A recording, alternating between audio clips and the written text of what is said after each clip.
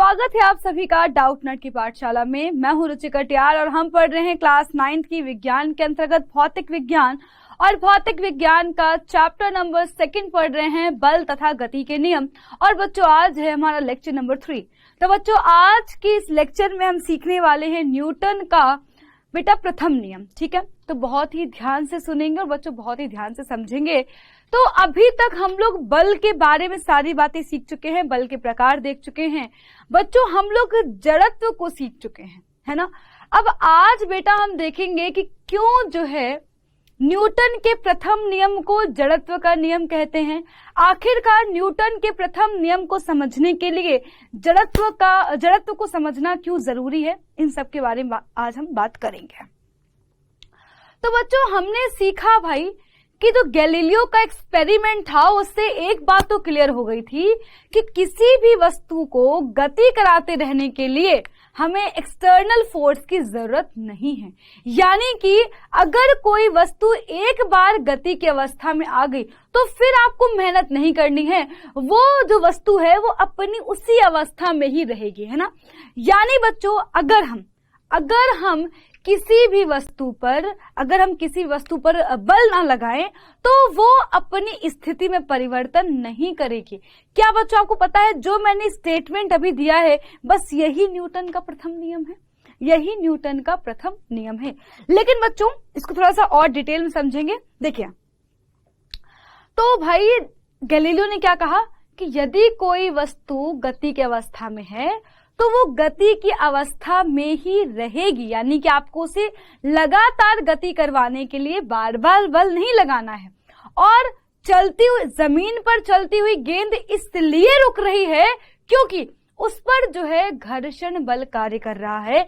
यानी कि उस पर क्या हो रहा है, उसकी गति के विरुद्ध एक बल लग रहा है। अगर घर्षण बल किसी तरह हम 0 कर दें तो ये बॉल हमेशा चलती ही चली जाएगी, कभी भी ये रुकेगी नहीं, है ना। ठीक उसी प्रकार से अगर कोई वस्तु रुकी हुई है तो वो हमेशा रुकी ही रहेगी बच्चों, हमेशा रुकी रहेगी और तब तक नहीं चलेगी जब तक कोई इस पर बाहरी बल नहीं लगाएगा। यानी बच्चों जड़त्व क्या है बेटा, जड़त्व कह सकते हैं वो गुण है जो वस्तु अपनी अवस्था में परिवर्तन का विरोध करती है बच्चों, वह जो है गुण कहलाता है जड़त्व। यानी कि अगर कोई वस्तु रुकी हुई है इसका मतलब क्या है, उसके अंदर विराम का जड़त्व आ चुका है, वो अब जो है विराम से किसी और अवस्था में नहीं आना चाहती है।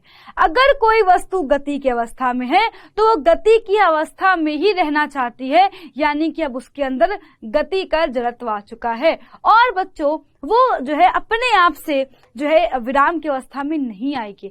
अगर कोई वस्तु किसी सीधी दिशा में चल रही है तो वो उसी दिशा में चलती रहेगी, उसी दिशा में चलती चली जाएगी, तब तक चलती रहेगी जब तक कि उस पर कोई बाहरी बल ना लगे, और बाहरी बल जब तक नहीं लगेगा तब तक अपनी दिशा को नहीं बदलेगी।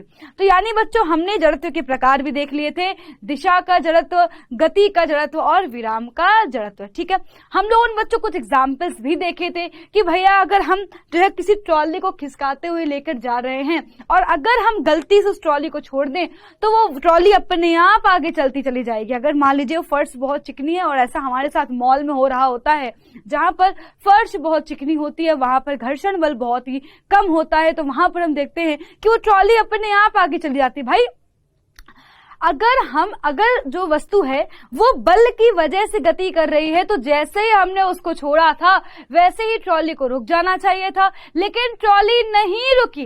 इसका मतलब क्या हुआ, इसका मतलब ये हुआ कि भाई इस ट्रॉली को ये ट्रॉली जो आगे चली गई है ये अपने आप से गई है, अब इस ट्रॉली के अंदर गति आ चुकी है और ये ट्रॉली गति की अवस्था में ही रहना चाहती है।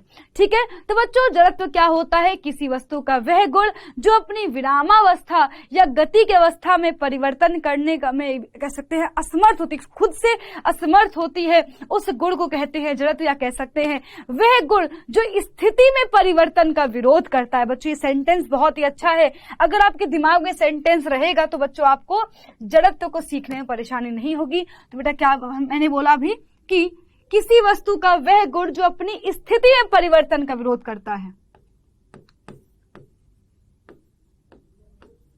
किसी वस्तु का वह गुण जो अपनी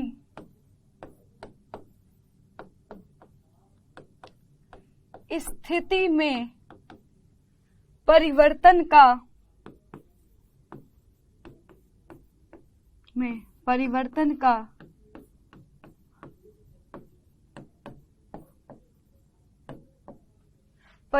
विरोध करता है। तो स्थिति में परिवर्तन का विरोध क्या कहलाएगा? ये कहलाएगा जड़त्व। ठीक है, जितना ज्यादा द्रव्यमान होगा उतना ज्यादा विरोध होगा।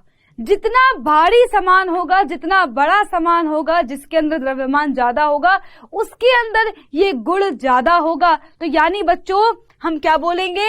जिसका द्रव्यमान ज्यादा उसके अंदर बेटा जड़त्व भी ज्यादा होगा। चलते हुए ट्रक को इसलिए ही रोकना बच्चों कठिन होता है, बैठे हुए हाथी को चलाना इसलिए मुश्किल होता है, क्योंकि इनमें क्या है? द्रव्यमान ज्यादा है। इसलिए बच्चों क्या होगा? इसलिए कहेंगे इसके अंदर जड़त्व का गुण भी ज्यादा होगा। हम लोगों ने कुछ बच्चे जो है एग्जाम्पल्स देखे थे, आपने घर पे ट्राई कर सकते हो कि अगर आप किसी टेबल पर कोई सामान रखो तो बच्चों, और अगर आप चादर को अचानक से खींच दो तो हम क्या देखेंगे? हम देखेंगे यार ये सामान है ये वहीं नीचे गिर, मतलब जो अपना जो ये सामान है ये यहीं पे टेबल पे ही गिर गया, जबकि चादर आगे खींची चली गई। उसका रीजन क्या है? कि हमने सिर्फ और सिर्फ चादर को खींचा था, यानी कि गति चादर में आ गई है, जबकि हमारे बर्तन जो है वो अभी विराम की अवस्था में ही है। सेम उसी तरह से जब हमारी साइकिल एक पत्थर से टकराई थी तो हम साइकिल से उछल के नीचे गिरे थे। उसका रीजन क्या था? उसका रीजन ये था कि साइकिल तो इस पत्थर से टकरा गई, यानी कि साइकिल तो विराम की अवस्था में आ गई, लेकिन साइकिल चलाते वक्त हमारे अंदर गति आ चुकी थी और हमारा जो शरीर है वो अभी भी गति की अवस्था में ही रहना चाहता था। तो बच्चों वो गति हमारी बॉडी के अंदर अभी भी थी, इसलिए हम आगे उछल गए। और बच्चों हम नीचे गिरे किस लिए? क्योंकि बेटा जी नीचे क्या लग रहा है? ग्रेविटेशनल फोर्स लग रहा है। अगर ग्रेविटी ना होती तो बच्चों हम उड़ते हुए चले जाते। आगे बात समझ में? आगे बढ़ते हैं। तो बच्चों न्यूटन का प्रथम नियम क्या कहता है? बच्चों बेसिकली जो न्यूटन साहब थे वो गैलीलियो के बाद आए थे, यानी बच्चों जिस ईयर जो है, जिस साल गैलीलियो साहब का निधन हुआ था उसी साल जो है बच्चों न्यूटन साहब ने जो है कुछ नियम प्रतिपादित किए थे। तो बच्चों बेसिकली जो है जो न्यूटन साहब थे उन्होंने गैलीलियो की जो भी परिकल्पना थी, बेटा गैलीलियो ने जो जो बातें बताई थी उन्हीं बातों को आधार मान करके, यानी कि गैलीलियो की बातों को आधार मानकर, फिर से सुनिएगा, गैलीलियो की बातों को आधार मानकर बेटा जी न्यूटन साहब ने तीनों नियम प्रतिपादित किए। तो न्यूटन साहब समझ गए थे कि यार गैलीलियो ने बातें तो बहुत सारी बिल्कुल सही कही हैं, बिल्कुल सही बातें बताई हैं। तो बच्चों न्यूटन का जो प्रथम नियम है, बस ध्यान सुनिएगा बच्चों, पहले लिख लेती हूँ मैं इस नियम को ताकि तुम लोग जो है उसको पढ़ करके बिल्कुल समझ पाओ। ठीक है, तो बच्चों न्यूटन के प्रथम नियम के अनुसार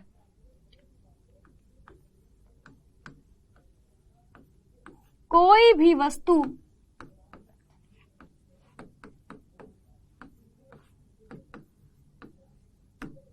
स्वयं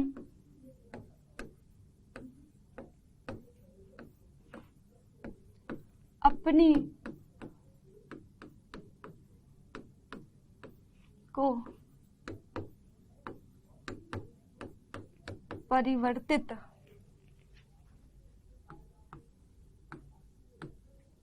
करने में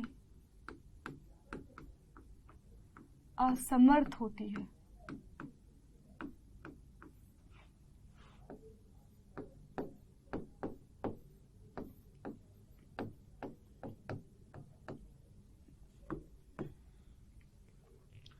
बच्चों न्यूटन साहब ने क्या बोला? कोई भी वस्तु स्वयं अपनी अवस्था में परिवर्तन करने में असमर्थ होती है। ठीक है बच्चों, इसी को उन्होंने बेटा जी इस नियम को हम लोग और भी बहुत अच्छे तरीके से लिख सकते थे, उसको भी लिखेंगे, है ना। एक डेफिनेशन ये है, एक बच्चों डेफिनेशन ये है बेटा, एक डेफिनेशन और लिखेंगे कि यदि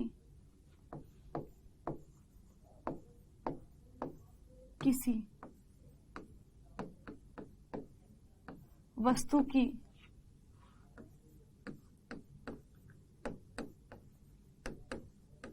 स्थिति में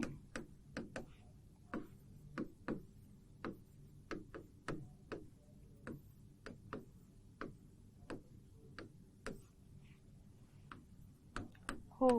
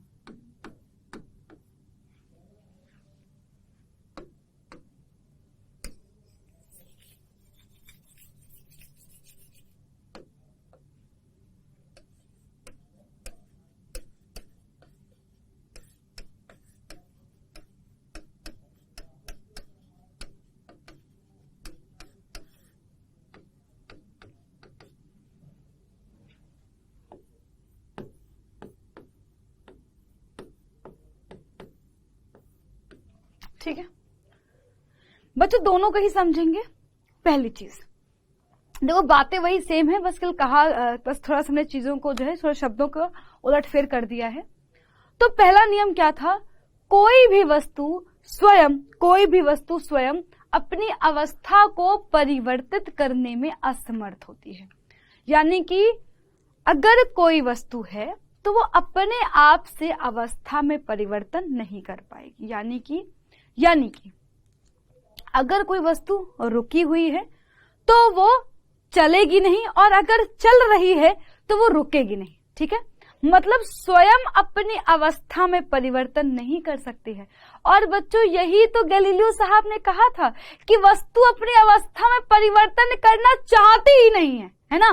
तो यानी बच्चों हम कह सकते हैं जो न्यूटन का प्रथम नियम है बच्चों, वो और कुछ नहीं बल्कि बेटा क्या है? जड़त्व का ही नियम है। न्यूटन साहब ने क्या कहा कि कोई भी वस्तु स्वयं अपनी अवस्था में परिवर्तन नहीं कर सकती है। और बच्चों बेटा जो है जड़त्व का गुण क्या है कि कोई भी वस्तु अपनी अवस्था में परिवर्तन चाहती ही नहीं है ना।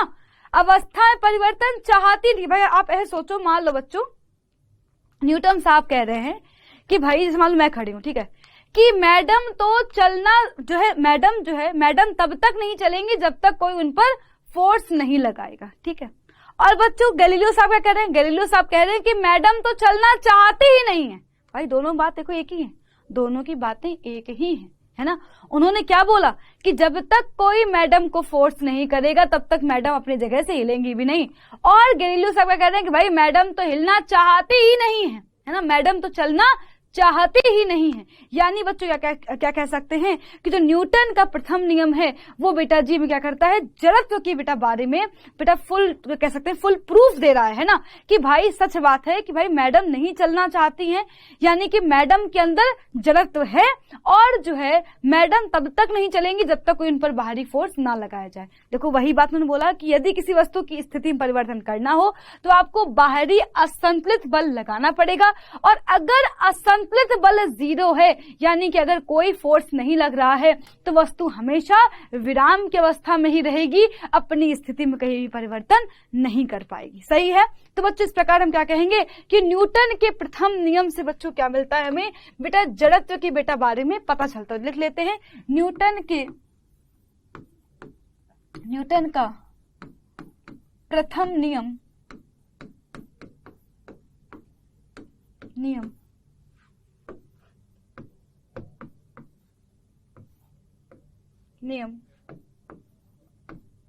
जड़त्व का नियम कहलाता है। ठीक है, अब बच्चों कुछ कुछ एग्जाम्पल्स देखते हैं और बच्चों आपको बिल्कुल क्लियर हो जाएगा। तो बच्चों देखो, हम लोगों ने जड़त्व के प्रकार देखे थे। ठीक है, तो विराम का जड़त्व क्या था? अगर कोई वस्तु रुकी हुई है तो हमेशा रुके ही रहना चाहती है, उसे कहते हैं विराम का जड़त्व। न्यूटन साहब बोलते तो क्या कहते? अगर कोई वस्तु रुकी हुई है तो ये हमेशा रुकी ही रहेगी अगर उस पर बाहरी बल न लगाया जाए। ठीक है, तो अब जरा एग्जाम्पल्स को देखते हैं। तो कह रहा है कि भैया पहला एग्जाम्पल क्या था कि जब भी बस अचानक से चलती है तो उसमें बैठा हुआ व्यक्ति पीछे की ओर गिर जाता है। जरा बच्चों ध्यान से सुनिएगा ऐसा क्यों होता है। ठीक है बच्चों, देखो हम जब बस में बैठते हैं तो क्या होता है बेटा जी, हमारे जो पैर होते हैं यानी कि बेटा जो हमारा आधा शरीर है ना, कमर के जो नीचे का हिस्सा है वो बच्चों किसके संपर्क में रहता है? बस के संपर्क में रहता है। सही है बच्चों, कमर के जो ऊपर का हिस्सा है बेटा जी वो क्या है भैया? वो तो जो है अपना शांति से बैठा हुआ, कोई दिक्कत नहीं है। अब हुआ क्या, जैसे ही बस अचानक से चली, जैसे ही बस अचानक से चली बच्चों, वैसे ही क्या हुआ? वैसे ही बेटा जो हमारे नीचे का हिस्सा है किसके संपर्क में है? पैरों के संपर्क में है। तो बच्चों क्या होगा? पैरों जो वहां देखो बस आगे गई, यानी बच्चों मतलब क्या है? हमारे पैर भी आगे चले गए, है ना, हमारे पैर भी आगे चले गए। लेकिन बच्चों जो कमर के ऊपर का हिस्सा है वो तो अभी भी रुका हुआ है। उसका रीजन क्या है भाई? हमारे शरीर में क्या है? विराम का जड़त्व है भाई। सब कुछ पहले रुका हुआ था, पहले तो सब कुछ रुका हुआ था, लेकिन अचानक से बस चली बच्चों, इसका मतलब क्या हुआ? हमारे पैर बेटा जी क्या हुआ? बस के साथ आगे बढ़ गए। लेकिन बच्चों हमारे जो कमर का बेटा ऊपरी हिस्सा था वो भी तो अभी भी विराम की अवस्था में ही था। तो बच्चों इसलिए क्या हुआ? हम थोड़ा पीछे, यानी हम कह सकते हैं हम पीछे रह गए और बस जो है हमारे पैर आगे चले गए। लेकिन चूंकि बच्चों हमारा पूरा शरीर बेटा आपस में जुड़ा हुआ है तो बच्चों हम जो है फिर कुछ देर बाद बच्चों हमारे जो ऊपर की बॉडी है उसमें गति आ जाती है और हम बच्चों बढ़िया से चलने लगते हैं, कोई दिक्कत नहीं होती है। सेम चीज, जैसे ही घोड़ा आगे बेटा चला वैसे ही क्या हुआ भाई? बच्चों जो कमर के नीचे का हिस्सा था वो तो घोड़े के संपर्क में था, तो जैसे ही घोड़ा आगे बेटा बढ़ा वैसे बच्चों क्या हुआ? वैसे ही जो हमारे नीचे के धड़ है वो तो आगे बढ़ गया। लेकिन बच्चों हमारा जो ऊपर का जो शरीर बेटा जी वो क्या है? वो अभी भी विराम की ही अवस्था में है और बच्चों इसलिए क्या होता है? हम पीछे की ओर झुक जाते हैं। ऐसे बच्चों सेम चीज, जैसे ही बच्चों कंबल को तुम पीटते हो छड़ी से, जैसे ही तुम कंबल को छड़ी से पीटते हो वैसे ही कंबल से धूल के झड़ जो है कण बच्चों नीचे गिरने लगते हैं। उसका रीजन क्या है बच्चों? देखो सब कुछ ठहरा हुआ था, रुका हुआ था, कण आराम से बैठे हुए थे, चिपके हुए थे, है ना, बिल्कुल कोई दिक्कत नहीं थी। जैसे ही तुमने डंडा उठा के मारा कंबल में वैसे ही क्या हुआ? वैसे ही जो कंबल के रेशे थे वो तो गति की अवस्था में आ गए, लेकिन हमारे कण तो कैसे थे बच्चों?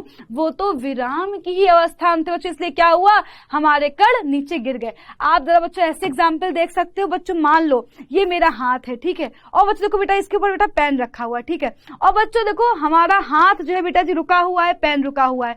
अगर बच्चों हम बेटा पेन देखो क्या हुआ?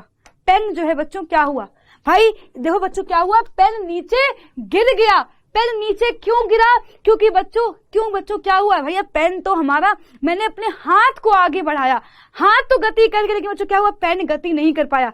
लेकिन अगर बच्चों अगर ये पेन हाथ के साथ ही गति करने लगे तो बच्चों क्या होगा? अब देखो ये पेन नहीं गिर रहा है, क्योंकि बच्चों क्या हो रहा है? अब इस पेन में भी गति आ चुकी है, पेन में गति आ चुकी है बच्चों। पेन जो है हाथ के साथ ही गति कर रहा है, कोई दिक्कत नहीं, देखो है ना, कोई दिक्कत नहीं, मैं आराम से गति करा रही हूँ, कुछ भी नहीं हो रहा है ना, कहीं गिर रहा है क्या? नहीं गिर रहा है ना। लेकिन मैं अगर अचानक से करूंगी तो बच्चों क्या होगा? हमारा पेन गिर जाएगा, है ना बच्चों। सेम चीज भाई कंबल के साथ भी है ना।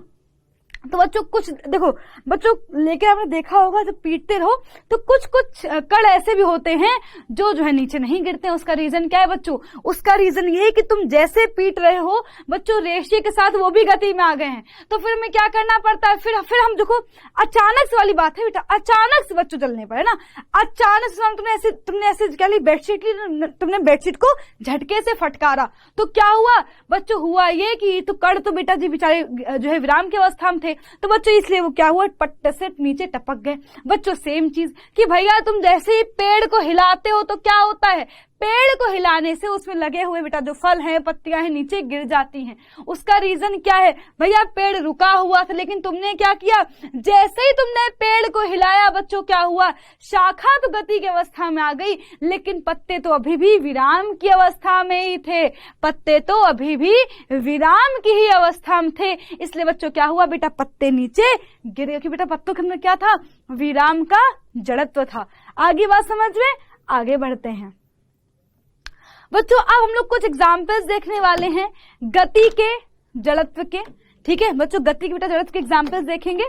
देखो तो पहला एग्जाम्पल बेटा, गति का बेटा जड़त्व क्या है कि अगर कोई वस्तु गति कर रही है तो वो गति ही करते रहना चाहती है, रुकना चाहती नहीं है। और अगर न्यूटन साहब होते तो क्या बोलते कि ये गति करती रहेगी जब तक इस पर असंतुलित बल नहीं लगेगा, जब तक इस पर कोई बाहरी बल नहीं लगेगा तब तक ये गति ही करती रहेगी। दोनों बातें सेम है बच्चों।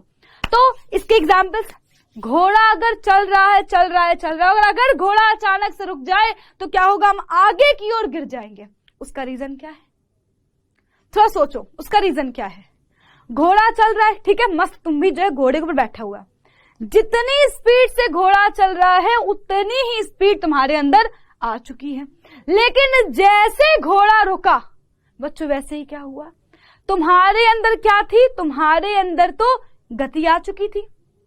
अब घोड़ा तो रुक गया, तो बच्चों जरा ध्यान सुनिएगा बच्चों, घोड़ा तो बेटा रुक गया, लेकिन बच्चों क्या हुआ?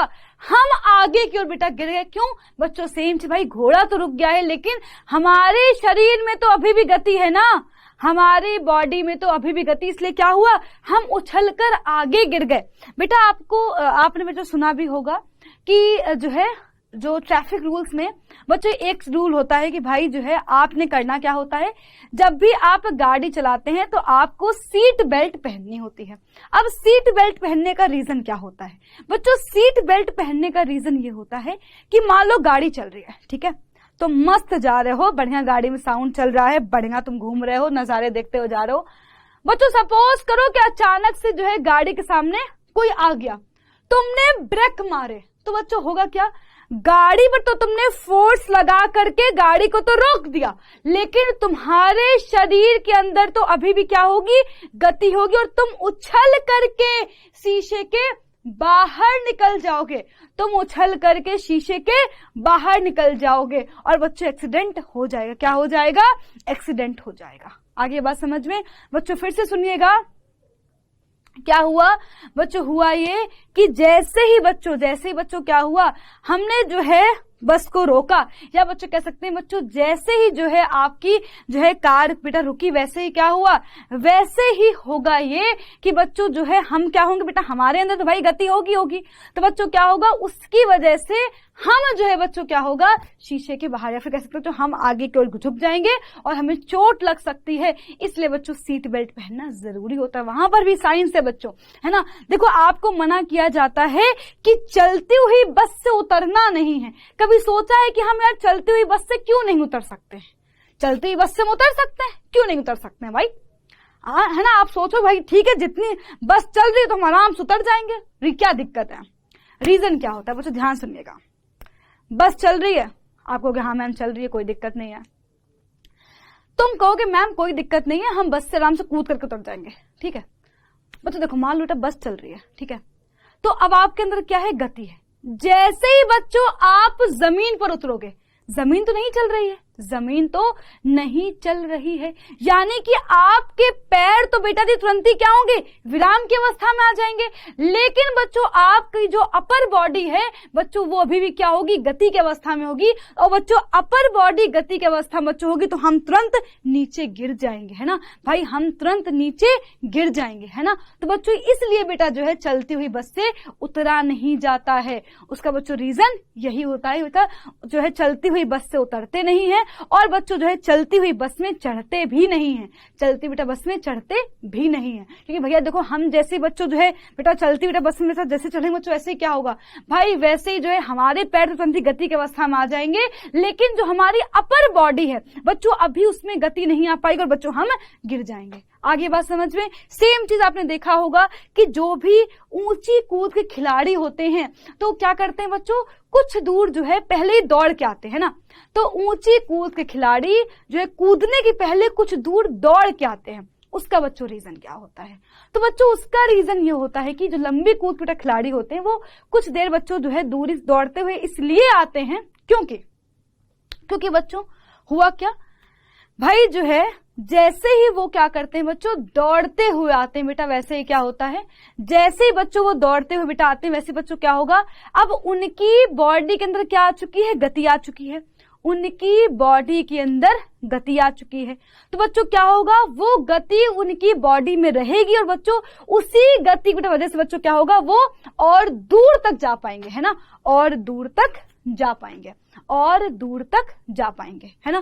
तो बच्चों यही बेटा रीजन होता है। तो ये सारे रीजंस बच्चों किसके हैं, जड़त्व के एग्जाम्पल, सारे ही एग्जाम्पल जड़त्व के हैं। तो यानी बच्चों हमने क्या देखा, बच्चों हमने देखा कि यार जड़त्व का मतलब ये है कि जो वस्तु जिस अवस्था में है वो उसी अवस्था में रहना चाहती है ना। और बच्चों न्यूटन साहब ने क्या कहा कि जो वस्तु जिस अवस्था में है वो उसी अवस्था में रहेगी जब तक कि उस पर कोई बाहरी बल ना लगाया जाए। बच्चों दिशा का जड़त्व, बच्चों सेम चीज कि अगर कोई वस्तु किसी दिशा में जा रही है, अगर कोई वस्तु किसी निश्चित दिशा में जा रही है तो बच्चों क्या होगा, तो बच्चों वो जो है अपनी दिशा को खुद से नहीं बदलेगी, है ना, अपनी दिशा खुद से नहीं बदलेगी जब तक उस पर कोई फोर्स ना लगाया जाए।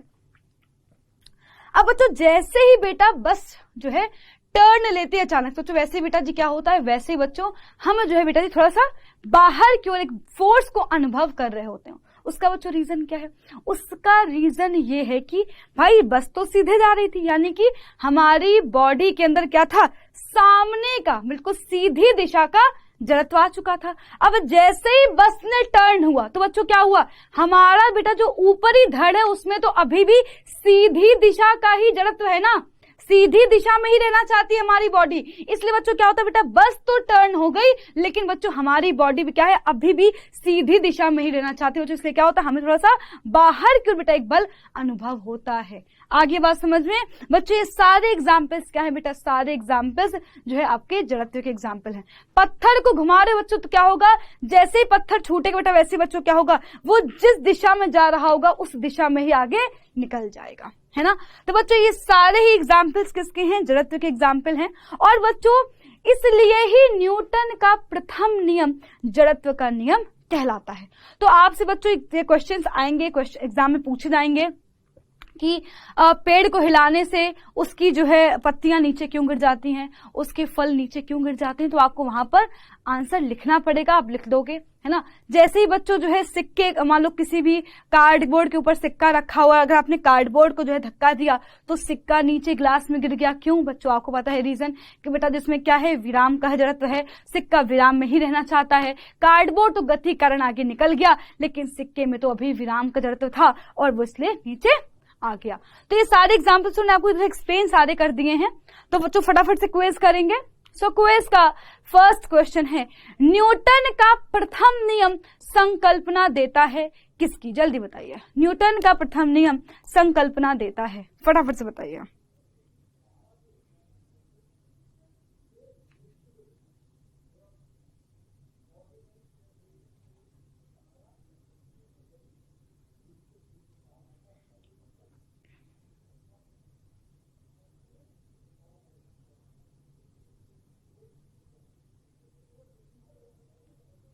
नेक्स्ट क्वेश्चन, बस की छत पर रखे सामान को रस्सी से बांधा जाता है क्यों?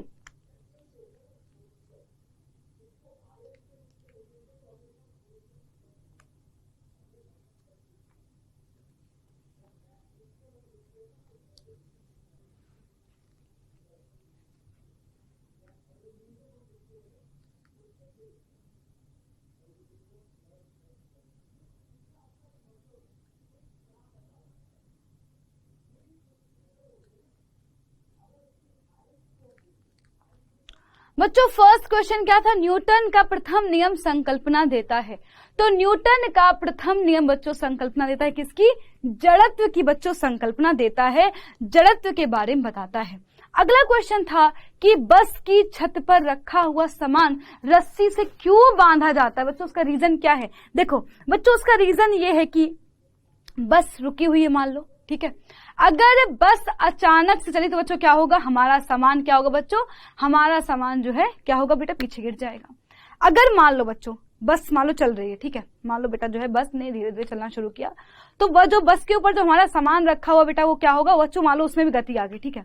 जैसे ही बस पे ब्रेक लगेगा बेटा वैसे ही बच्चों क्या होगा, वैसे ही बेटा वैसे मान लो जो हमारी जो है कार चल रही है, ठीक, तुमने कार के ऊपर सामान रख दिया, ठीक है, कार चले लेकिन धीरे धीरे कार चल रही है बच्चों, जो है हमारे सामान में धीरे धीरे गति आती रही, लेकिन जैसे ही कार पर ब्रेक लगेगा बच्चों वैसे ही क्या होगा, हमारे सामान में तो अभी भी गति होगी ना यार, हमारे सामान में तो अभी भी गति होगी बच्चों, इसलिए क्या होगा, हमारा सामान जो है आगे की ओर गिर जाएगा। तो हम क्या कहेंगे, जड़त्व के कारण ही ऐसा होता है कि भैया हमें जो है बस की छत पर रखे सामान को रस्सी से बांधना पड़ता है।